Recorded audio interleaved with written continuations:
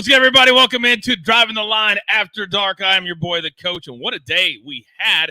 2 games in the books. Eagles and Bucs just got done, and the Eagles just pathetic. 32-9, no points in the second half. We're going to break down both games. We also have some breaking news. If you joined us this morning, thank you for our relaunch. Was absolutely amazing. We're going to be here every single weekday at 10 a.m. Eastern time. But this is After Dark. We got to get to it. Bring in the stars of the show. You know him. You love him. My main man, AB, is here. Coach Phil is here. And, Phil, before we get to the games, we had breaking news during the games tonight. According to the Twitter page of the Atlanta Falcons, Bill Belichick has interviewed with the Falcons, and apparently, according to them, the conversation will continue. Are you surprised? Do you think it would be a good fit? I'm not surprised at all. I think ultimately that Bill Belichick must be interviewed. If he's willing to come to your organization and interview with your general manager and the owner, it's almost negligent not to have Bill Belichick in the facility. I mean, he's done so much. I think every single team that has a vacancy should be interviewing Bill Belichick. And they have some offensive players and they have some skill and an owner who's rock solid. You know, Arthur Blank, Home Depot. I mean, it could be a fit. AB, there's a lot of things all over Twitter. You know, people making the jokes about 28-3 and all that kind of stuff. But when you throw all that away for a guy who's been coaching over 20 years somewhere else, he's over 70 years old. Do you think he should even be coaching moving forward? I think Belichick's obviously earned it, right? If he wants to coach, obviously, who's going to say no, right? It makes sense in Atlanta, right? You've got an owner in Arthur Blank who's hands off. You've got a young general manager, all right, Terry Fontenot, who, again, I think Belichick would be a great mentor for. So a lot of it does kind of make sense, even though it off the top, when you hear it, you're like, Belichick and the Falcons, it sounds odd. Here's another one. That Eagles owner didn't look happy at all, at all. And I don't know what happened between Sirianni and this team this year, but if the Falcons don't, who knows, man? It seems like a long time ago that Sirianni was screaming at the Chiefs stands and fans, and they were on top of the world, 10-1, and it absolutely comes off a cliff. So let's jump into that game just moments ago. By the way, Big Cheesy, Coach with the gym, Big Cheesy. This is my new favorite show. You're damn right. We're going to be everywhere. We hit that gym in the first game, but Coach Phil, I'm coming to you because you were sending me notes during this entire game, and it all kind of changed. It was 16-9. We felt like the Eagles were coming back. They do not score in the second half. They get blown out 32-9. The effort looked pathetic. What's your overall thoughts? I thought the first thing I saw was poor tackling. And anytime you have poor tackling at the NFL level, you're going to have a lower probability of winning. Before the half, they got the ball right around the 2-minute mark. They were backed up slightly, probably on the -15, and then they ran the ball twice and kind of took it into the half down 7, and it almost seemed as if they were settling to be down 7, and then obviously they came out, they got the ball 3 and out, and then the safety they took was a terrible play, and it really wasn't a good product tonight. It really wasn't. AB, when I look at Baker Mayfield, he hit really all of his overs from a betting perspective. 337 yards passing, 3 touchdowns, more importantly, 0 interceptions. In the first game this year against the Eagles, week 3, he only had 147 total. He had 136 in the first quarter. How impressed were you with Baker Mayfield? I love Baker Mayfield. He has a chip on his shoulder and plays with it and plays bigger than he is. He's a fantastic quarterback in this system. They've got a great defense, as Phil alluded to earlier this morning in regards to Todd Bowles and everything that they've done. I just like the makeup of this team, and we didn't give them enough credit, beginning of the season, moving forward.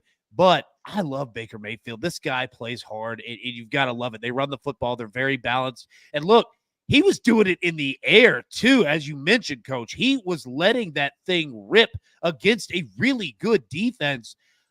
Baker, buddy, I like it, man. I dig him. Yeah, it's going to be a fun second round. I'll tell you that. This wild card round stunk. There were a lot of blowouts. Divisional round is going to be great.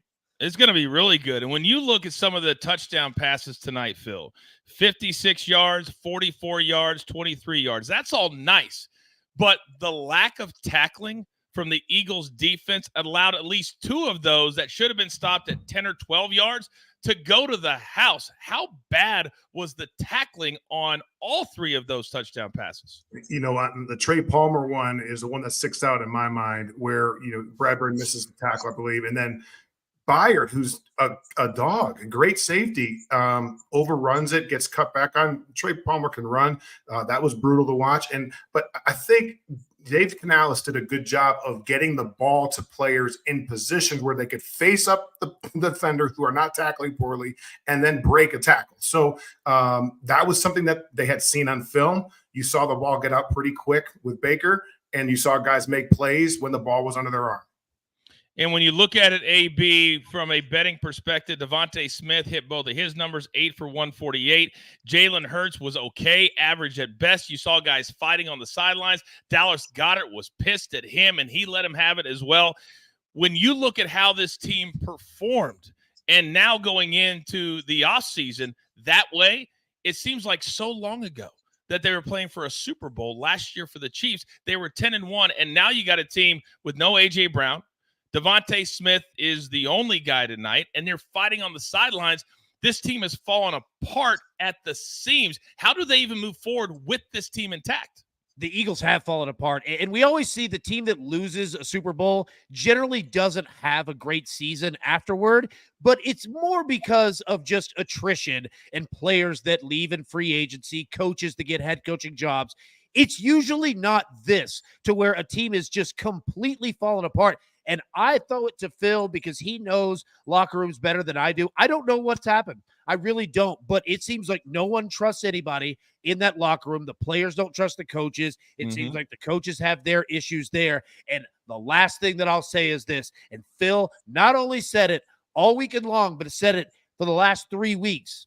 Teams that have quiet weeks of practice showed up this round in the playoffs and handled their business exactly like he said that they would. And the teams that had smoke and all kinds of things going on, that all played out perfectly. So, Phil, last question on this game, and we'll get to the Bills. Is Sirianni back next year on the sidelines of the Eagles? It's a crazy question 6 weeks ago, but not tonight. I don't think it's ever really crazy to question those types of decisions, especially with the Eagles. They moved off Andy Reid.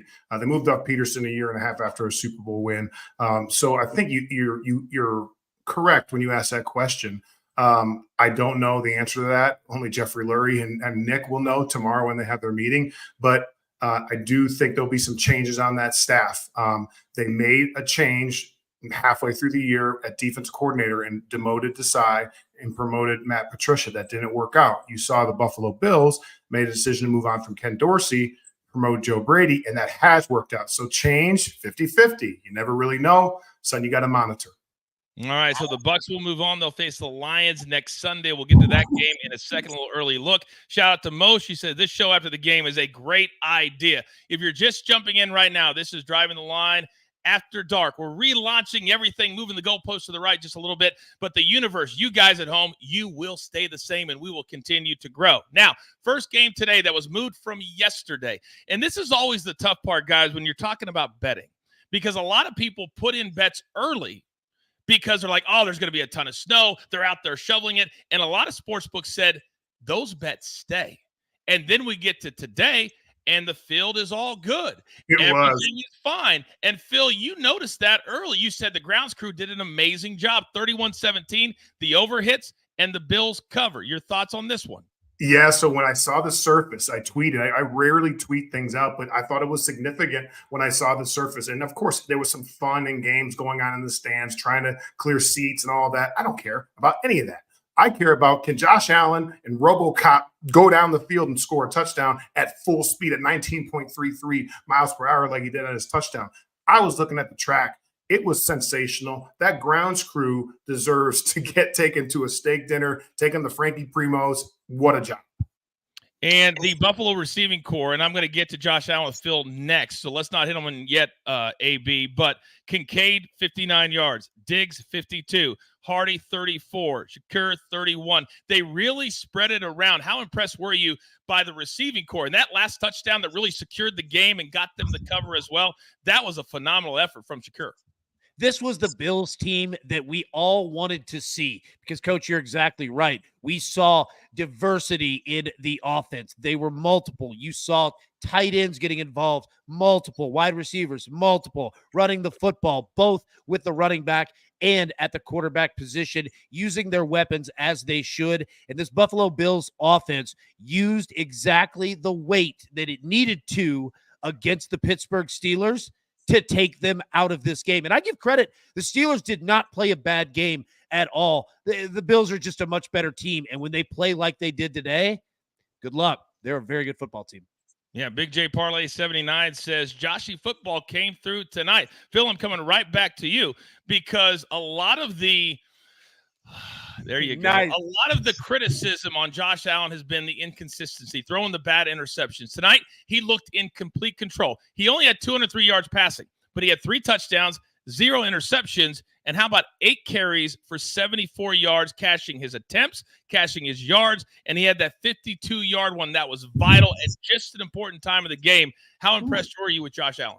I loved Josh Allen today. I thought he made such a statement with his play, and that's the way Josh matured an unbelievable amount over the years. He's an excellent leader, but it only matters how you play. So if you have this rousing speech and you turn the ball over 3 times, it loses its luster. So the best thing that Josh can do is continue to be himself, encourage his teammates, lead this team, but don't turn the football over. What he did today was, if it wasn't there, even on the play that he scored, it wasn't there, and he took off instead of throwing a YOLO ball up in the air. And that is development. That's progression throughout this season. And I don't think any teams want to see the Buffalo Bills right now. Well, the Chiefs are going to see him. We'll get to that game in a second as well. But a couple of bets that I lost, and I saw on social media, everybody lost it. We thought the under was the play. Well, they started scoring a lot of points. We thought Mason Rudolph would struggle. He went AB over 229, 2 touchdowns and an interception. Freiermuth was the only one that really did any damage in the air.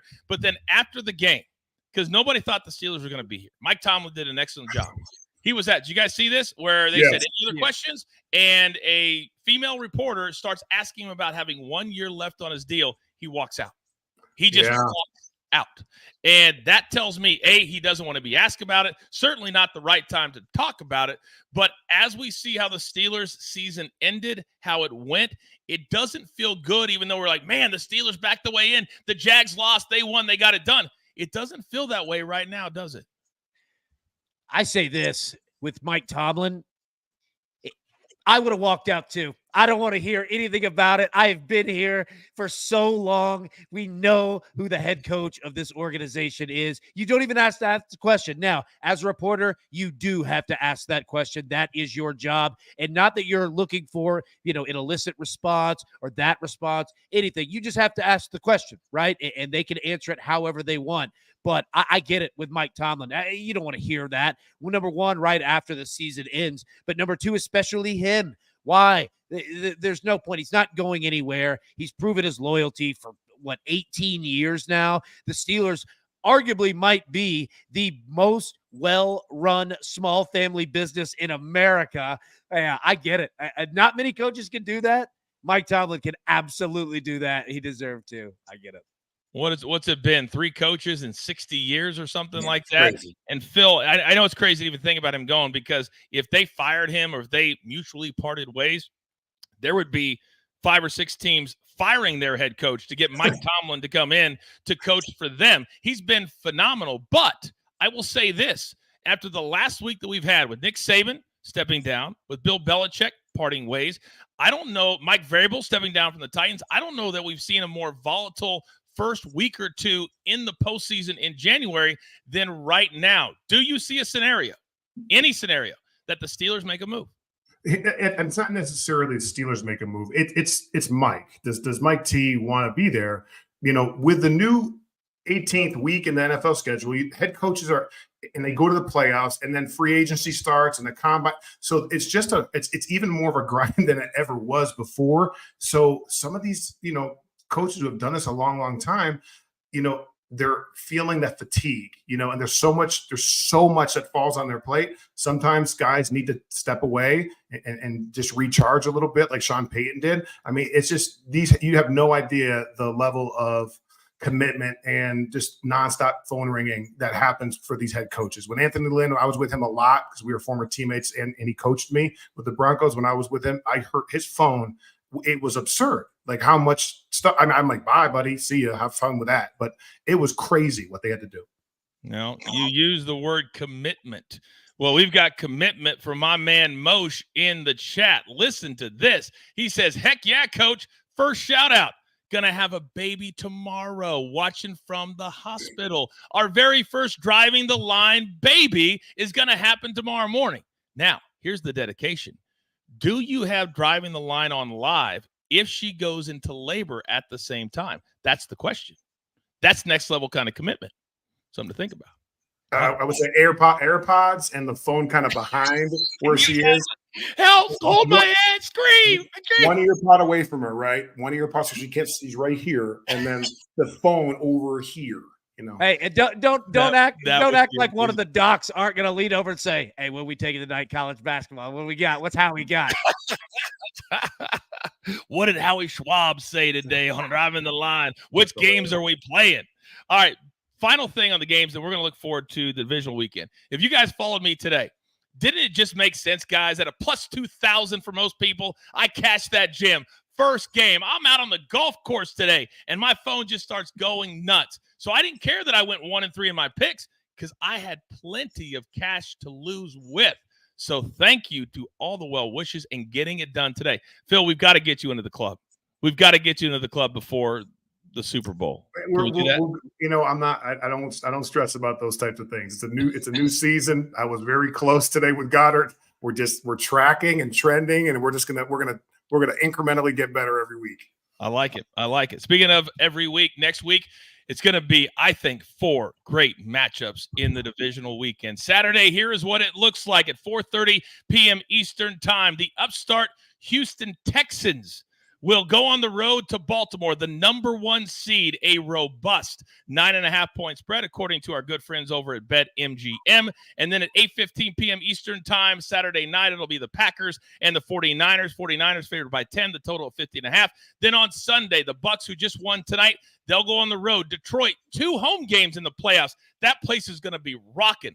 Last week, $500 on average. How much you think next week is going to cost to get into that game? And then finally, the game of the weekend, 6:30 p.m. Eastern. The first time that Patrick Mahomes will ever go on the road. He's been on neutral site Super Bowls, but in the playoffs before the Super Bowl, he's never had an away game. He goes to Buffalo, and they continue that rivalry next Sunday night. Now, let's start with Saturday. We'll get to the Chiefs and Bills last. Let's start with Saturday, Texans and the Ravens. Coach Phil, the Ravens have had a couple of weeks off. They've had a couple of weeks off, and they're favored by 9.5. The total is 45.5. If you want to bet the Texans on the money line, you get plus 350. That's a pretty good number. They just scored over 40 in their wild card game, but the Ravens have been a different animal. Your thoughts on this matchup? Conventional wisdom tells you that the Ravens should roll these young guys, and it should be no problem. And, Lamar's going to go out there. He's probably going to be the MVP. I'm not certain about that, Coach. I'm not certain about that at all. I'd like a hot young ball club like this with the Texans. I like the way CJ's playing. 9.5 points is a lot of points. And just from my own experience, we went in there in this exact, this scenario, and we beat, when I was with the Chargers in 18-19, we beat Lamar at M&T Stadium, and he has struggled with some of this playoff stuff. His record is not wonderful. So I don't love these bye weeks. I'm not certain about that. They should beat this team. They're a better football team. We get it. But I just don't want to discount what the Texans are doing. And DeMeco Ryans is a defensive coach, and you think he's going to have a good plan to contain a dual threat quarterback like Lamar. He will have a good plan. It's whether they can execute it. So I think this game is going to be closer than what people are giving it credit for. I think this is one of those spreads, AB, that a lot of people will say, well, I think the Ravens win, but they don't cover. But also think about this. The Texans have essentially had 2 playoff games already. Win or go home against the Colts. On the road, they got it done. Then this week, they dominated the Cleveland Browns. So this will be the 3rd week in a row they've had a win or go home game. The Ravens haven't played in 2 weeks. How much of an advantage do you think that is, AB, for Houston? Well, I think it is an advantage. All right, now, you just nailed it with what you just said. Lamar Jackson hasn't played a meaningful game in 3 weeks. It's Lamar Jackson. He's the MVP. He's a veteran. I get it. But 3 weeks is a long time. And for a team that knows and understands that they have bigger things than the divisional round, their goal is going to be win the damn game. That's it. If they win 12-9, doesn't matter. Win the damn game and get to the AFC Championship.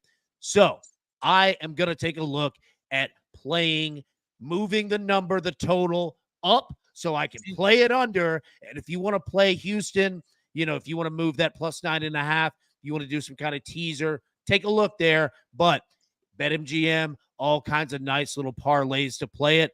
Absolutely going to play that there's not going to be a ton of points in this game.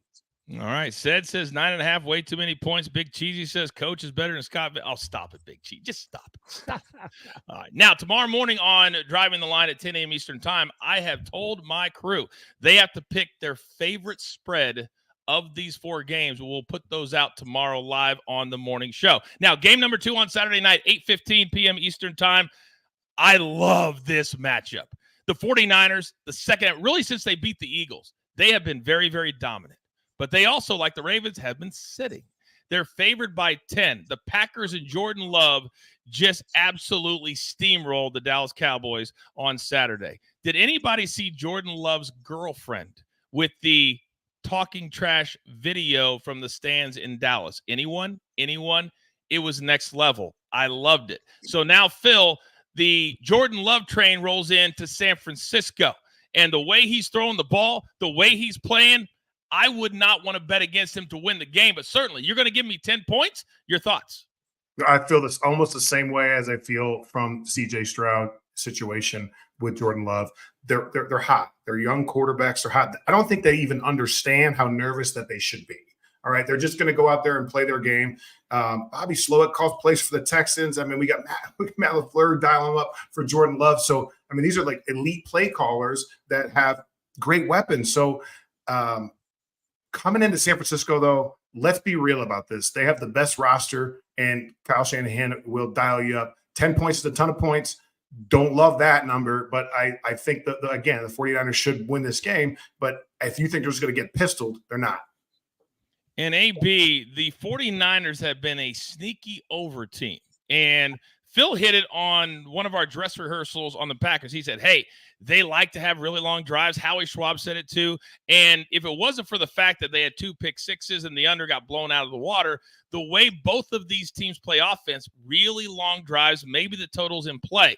But right now, let's talk about that 10 number after what we just saw from the Packers on Saturday or Sunday.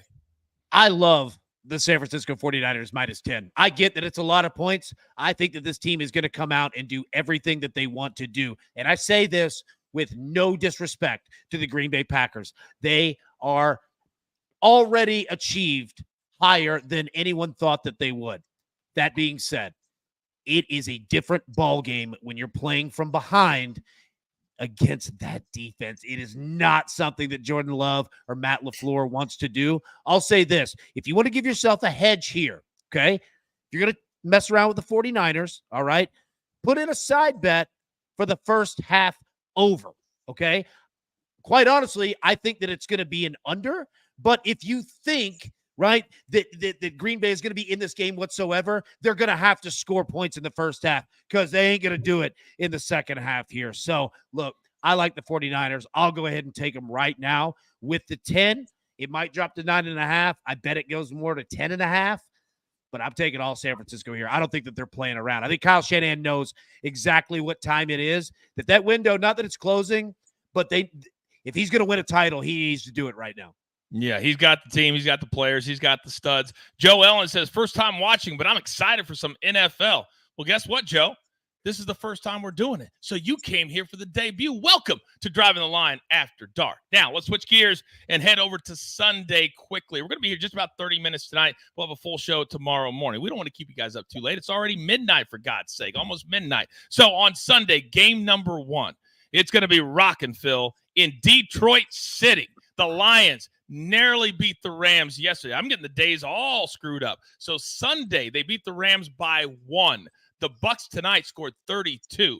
They looked awesome. Baker Mayfield looked awesome. So now they go on the road, and here's the number. It's a weird. I call this the gray area. Whenever you're talking 4.5 to 6, that's the gray area where you just don't know what to do.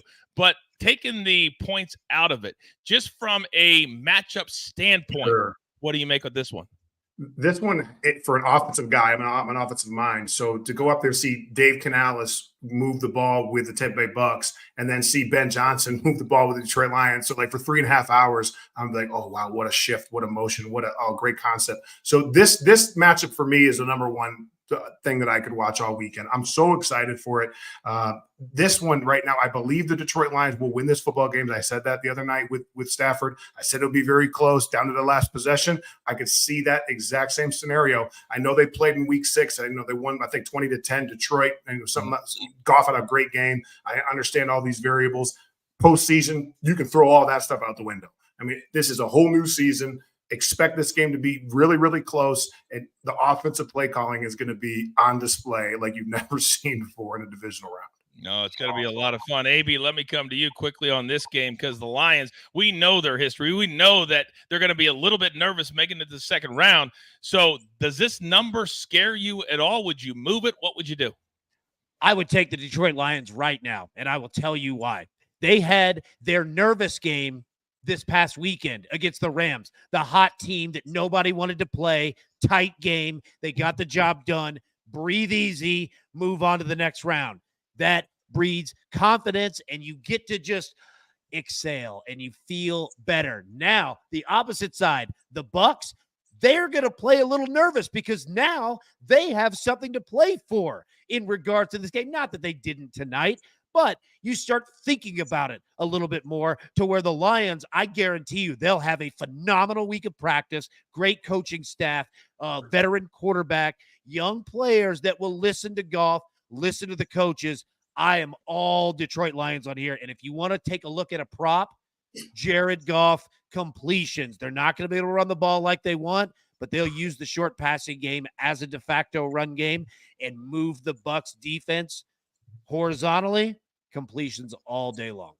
Jeff says it's hard to bet against Dan Campbell right now, but when you have a spread like this and the fact that he goes for 2 all the time and fake punts, you almost want a number that's kind of weird because 3, 7, and 10 in Dan Campbell's world, it means nothing. All right, the last game we're talking about tonight that we'll see you live tomorrow morning at 10 a.m. Eastern time on Driving the Line. We'll have NHL, college basketball, soccer, everything for you tomorrow morning. But this is the game we all wanted, Phil. This was the matchup we all wanted. We saw that girl tonight holding up the sign. See you next week, Taylor. See you next week, Taylor Swift. And here it is. They've already had some legendary games, but they've all been in Arrowhead. They've never been in Buffalo in the playoffs. So the Bills are a very small favorite, 2.5. The total is 46.5. It is 6:30 p.m. Eastern time on Sunday night. My phone will not be on for those 3 hours, but I'm guessing we'll probably do a little Driving the Line after dark on Sunday night for everybody. But when you've got a matchup of 2 of the best signal callers, quarterbacks, whatever just star players, this is what we wanted. What are your initial thoughts tonight? So this is like Manny Pacquiao versus Floyd Mayweather. This is Tyson Fury, versus Deontay Wilder. This is a matchup, and just watching Patrick. He's been frustrated, but he's overcome it. Watching Josh, the coordinator gets fired. The ball's all over the place. They rally off. Like, this is what the NFL is all about. Young signal callers that absolutely move the needle. This rating will be through the roof, and it'll be a close football game. And I believe the winner of this one will have the most battle-tested game that they can go in there and take down the Ravens or take down whoever it is. To me, this game builds that type of confidence that AB just spoke of. And again, you can move this thing forward. So this game will have all eyes on it, and they'll do a 50 million number almost. Oh, no doubt. TJ says, I want to hear how Coach feels about this one. Well, Peacock, all those people that were complaining, apparently it wasn't that many. 23 million people had Peacock that watched the Chiefs beat their whoever they played. I can't even remember. One of them. Yeah, I was one of them too. Now, AB, here's what I believe. I think the Chiefs have a very good chance to win this game if they can get off to a really good start and get a really short lead, even if it's 3-7 points, and then maybe Josh Allen gets a little bit nervous because the way the defense played this past Saturday, whatever, this past weekend, they played great. They played great, but they need to play great against the Bills, and they need to get an early lead on the road because Patrick Mahomes, he can handle anything. The cold weather didn't bother him at all. It's going to be cold next week, but from what I understand, it's going to be about 20, 25 degrees. That's correct. That's not bad at all, right? So, Correct. AB, do you agree with my assessment that that's how the Chiefs have to play to win this game? That feels like Miami to the Kansas City Chiefs. They're not worried about that weather at all, son. They're not. They weren't worried about it in KC. They look fine. This is going to be a phenomenal game, as Phil just mentioned. Heavyweight fight. Both of these quarterbacks know exactly what time it is, and this is going to be the most fun third down game that we've probably seen all year. It's going to be awesome. Both of these quarterbacks can beat you with their legs. Both of these quarterbacks have tight ends. Both of these quarterbacks are in it for the fight. I cannot wait for this game. I'll go ahead and tell you right now. Bet MGM, both teams to score 20-plus points. Just go ahead and do it. There's going to be other bets that we have there. But if you want to bet on this game and not even have to pick a winner, just want to watch fun, it's exactly what this game is going to be because, and I throw it back to Phil, seems like one of those games where you've got things planned out. And then right after that first scripted drive, all hell breaks loose. You got to adjust and let's go. It's going to be awesome, man. Sean worked for Andy for a number of years. You know, Sean worked his way up as an intern and then as a position coach. So he knows Andy's offense. Like, I mean, that's how he understands football is through Andy's offense. And they played so many times. You know, so like these are two high-level coach, offensive coach with Andy Reid, defensive coach with Sean McDermott. Sean McDermott was on his staff. I mean, he's his mentor. There's so many storylines. Taylor Swift will be in there. What a jacket Juszczyk's wife made for her too the other day. I mean, this thing has got everything. It's a Hollywood script right now, and I cannot wait for 6 days from right now to watch this game. Yeah, Jackson Mahomes having a little FOMO now that Brittany Mahomes has a new bestie in Taylor Swift doing dances and all that. The only question is right beside Taylor, wasn't she? Oh, she was. Big time, big time. So there's going to be so many storylines. We've got a full 6 days to discuss it every single morning on Driving the Line at 10 a.m. Eastern time. Also, don't forget, for you golf fans, and Jeff, I see you. You want to have a showdown with your boy in Tampa? Oh, I'll fly to Tampa and play you. We'll set that up. Because I will fly, and there you go, and take you down. But you saw the three guys this morning. We're live tomorrow at 3 p.m. Eastern time to break down the American Express. But we're also all over social media, and we're just getting started. Our team is fired up, and it's a team in every sense of the word. Gentlemen, get some sleep because we are live in 10 hours and 5 minutes. All right? All right. This was so much fun. This is so much fun. Guess what? A very special prime time after dark. We didn't even make any picks, but I'll say it anyway. You've got your marching orders. Get up. Let's take everything straight to the pay window. For my entire crew, love them all. Damn it. Do I love them all? And I love all of you. For AB, for Coach Phil, for our entire team here at Driving the Lines. Thanks for hanging out with us. We'll see you live tomorrow morning at 10 a.m. Eastern time right here. Same channel. Have a great night. We'll see you then.